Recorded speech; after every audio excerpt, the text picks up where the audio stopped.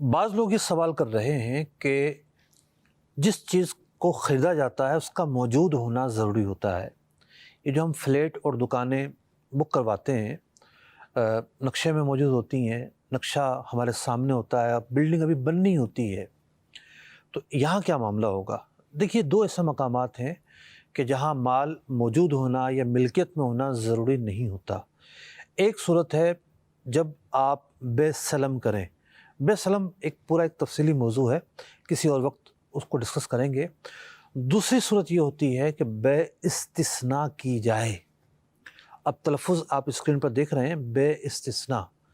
वो सूरत होती है कि जहाँ किसी चीज़ की प्रोडक्ट तैयार करके, मेकिंग करके फिर आपके हवाले की जाए, तो वहाँ इस्तिस्ना पाया जाता है। तो जो फ्लैट हैं इसके अंदर भी इस्तिस्ना की सूरत पाई जाती है। तो इस चीज़ के अंदर चीज़ का सौदे के वक्त मौजूद होना ज़रूरी नहीं है, क्योंकि ये अक़्द इस्तिस्ना है। अब एक सवाल और किया जाता है, क्या अब जिसने फ्लैट बुक करवाया था वो इसको कब्ज़े से पहले आगे बेच सकता है?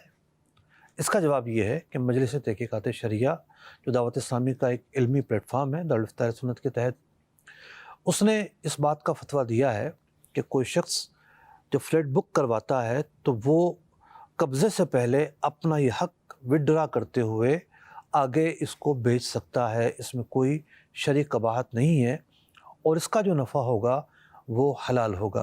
अल्लाह रब्बुल इज़्ज़त शरीयत की तालीमात के मुताबिक हमें अमल की तौफ़ीक़ अता फ़रमाए। ये जो मैंने बात अर्ज़ की, मजलिस तहक़ीक़ात शरिया का ये फ़ैसला है, इसका एक तफ़सीली जो फ़ैसला है वो भी हमने जारी किया है और वो भी दारुल इफ्ता अहले सुन्नत के पेज पर देखा जा सकता है।